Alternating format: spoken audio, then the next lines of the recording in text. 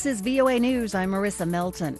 Iran's President Hassan Rouhani says Tehran will take what he calls the next step in increasing its uranium enrichment this weekend. U.S. President Donald Trump took the United States out of the Iran nuclear agreement more than a year ago. Rouhani suggests that gives his country a nuclear-free hand. AP correspondent Charles de Ledesma reports. President Hassan Rouhani has warned European partners in its faltering nuclear deal that the Islamic nation will increase its enrichment of uranium to any amount that we want, putting pressure on them to offer a way round intense US sanctions targeting the country. Authorities on Monday had acknowledged Iran has broken through a limit placed on its stockpile of low-enriched uranium. An increasing stockpile and higher enrichment closes the estimated one-year window Iran would need to produce enough material for a nuclear bomb. I'm Charles de Ledesma. An airstrike on a migrant detention center near the Libyan capital of Tripoli has taken dozens of lives.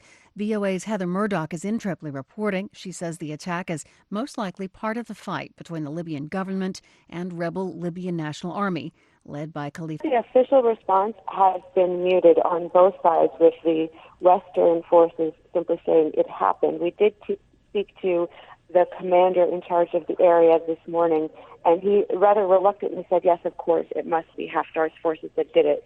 Haftar's forces have denied responsibility for the late Tuesday airstrike, blaming pro-government militias. The chairman of the African Union Commission called for all sides to ensure the safety of civilians, especially detained migrants, while demanding an independent investigation into the attack. For more on this story, go to voanews.com. This is VOA News.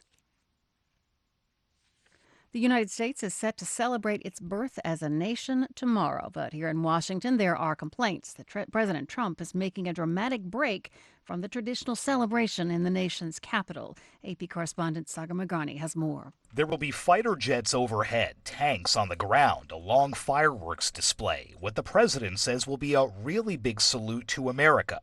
What retired Army Colonel Ann Wright says it'll actually be is a really big salute to him. To hijack the national holiday so it is a Trump special day is wrong. Wright and other members of Code Pink are protesting the president's plans and hope for permission to fly the baby Trump blimp on the Mall tomorrow, amid concerns from some that the military is being used as a political prop at high expense.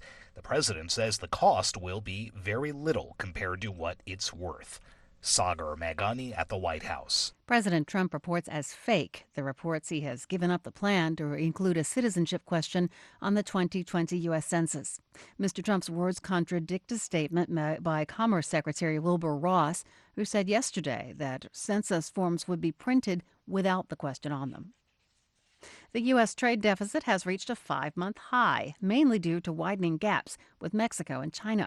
AP correspondent Mike Hempen reports. The Commerce Department says the gap between the goods and services the U.S. sells and what it buys from foreign countries increased to $55.5 billion in May. That's the highest since December. Exports increased on rising shipments of soybeans, aircraft, and cars. But imports climbed even more due to increases in crude oil and cell phones. The deficit with Mexico reached an all-time high of just under $10 billion, while the gap with China jumped to $30 billion.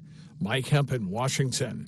6 people died and more than 20 are missing after a small coastal dam broke in India's Maharashtra state as a heavy monsoon rains produce havoc in the country's western region. India's National Disaster Response Force searched for survivors using drones. The area around the country's financial capital, Mumbai, has been hard hit. Unprecedented heavy rains in recent days have pushed the death toll there to 35. Rail, road, and air traffic have been disrupted, as many parts of the city of over 20 million remain underwater.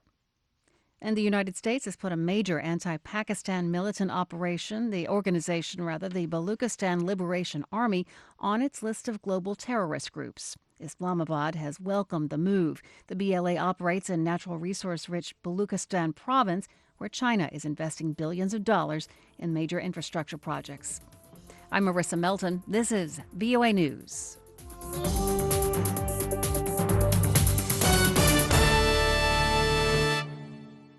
The voice of